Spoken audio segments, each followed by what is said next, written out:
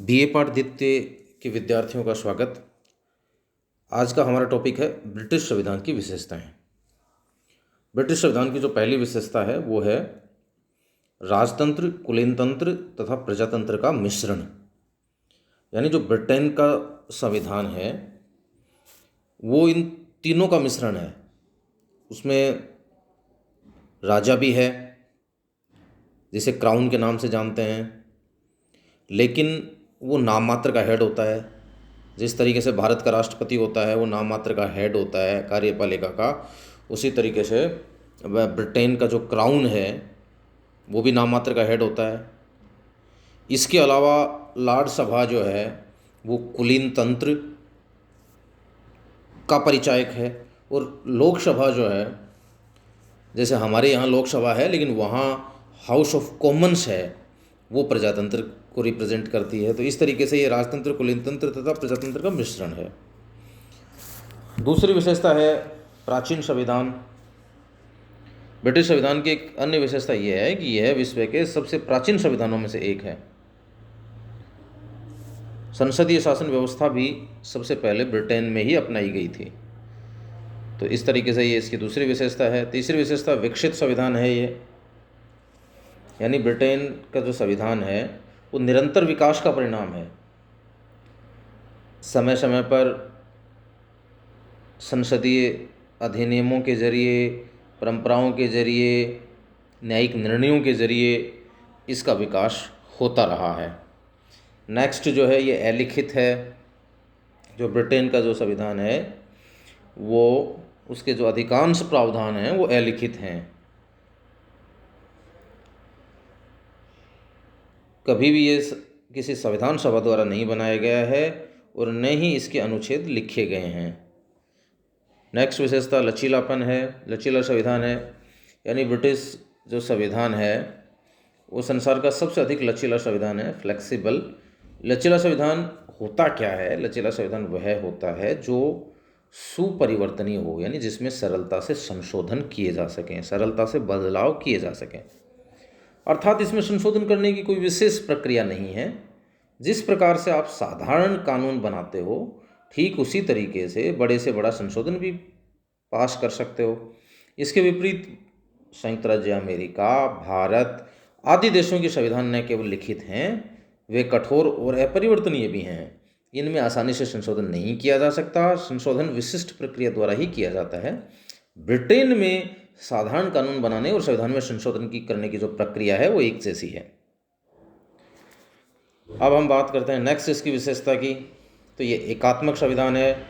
England छोटे छोटे प्रांतों या राज्यों में बटा हुआ नहीं है। इसमें शक्ति विभाजन के सिद्धांत का प्रयोग नहीं है।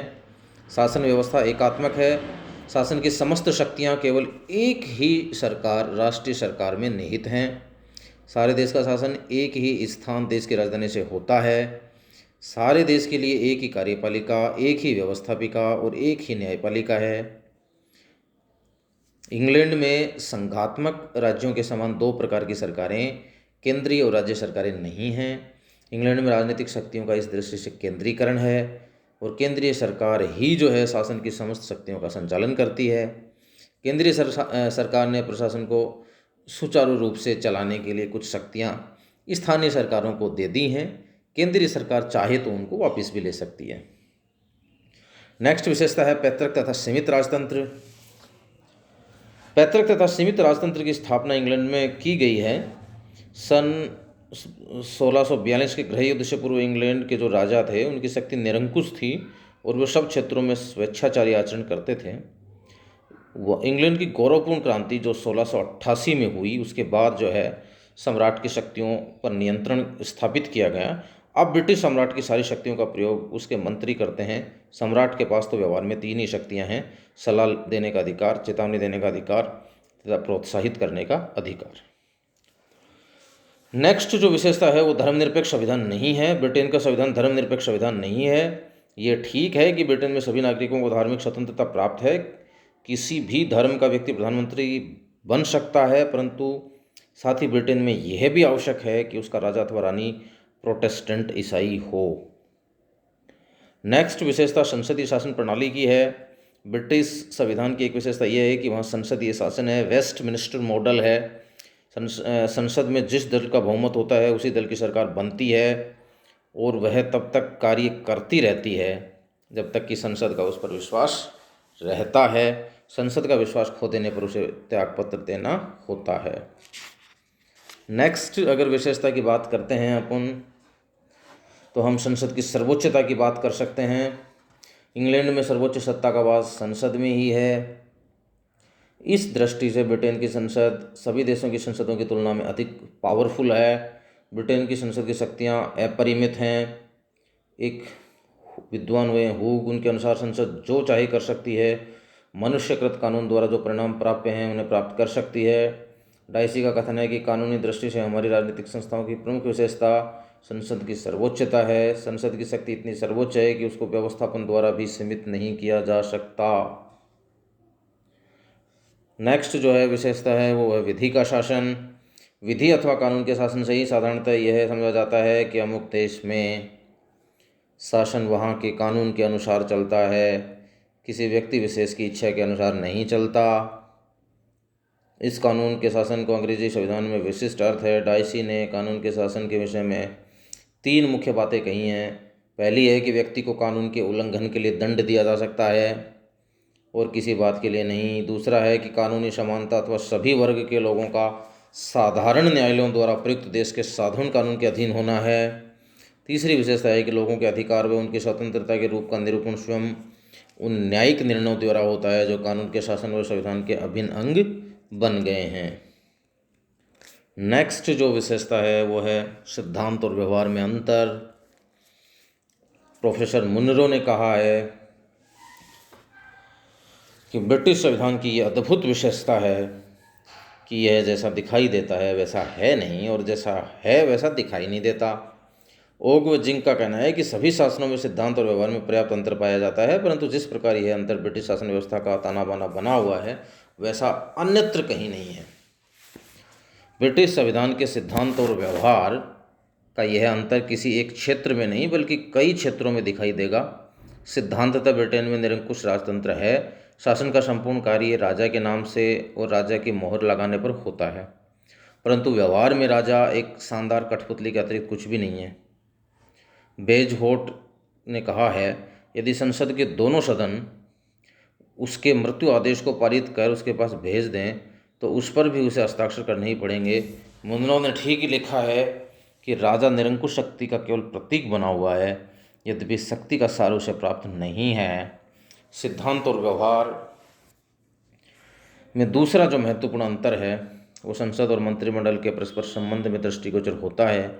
सिद्धांततः ब्रिटिश संसद सर्वोच्च है। डी लोम ने कहा है, ब्रिटिश संसद पुरुष को स्त्री और स्त्री को पुरुष बनाने के अतिरिक्त कुछ भी कर सकती है, परंतु व्यवहार में कॉमन सभा तो केवल आलोचना का मंच है, क्योंकि मंत्रिमंडल संसद का उत्पादन है लेकिन उसे इतनी शक्ति प्राप्त है कि वह अपने उत्पादनकर्ताओं को भी समाप्त कर सकता है।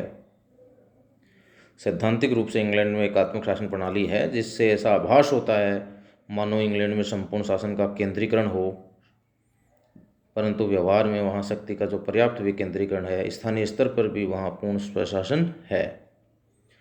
इंग्लैंड में राजतंत्र है, यह बात अंग्रेजी संविधान की अवास्तविकता है, क्योंकि वहाँ वास्तविक रूप में लोकतंत्र है। अवास्तविक रूप में वहाँ राजा का प्रभुत्व है, जबकि वास्तव में वहाँ जनता संप्रभु है।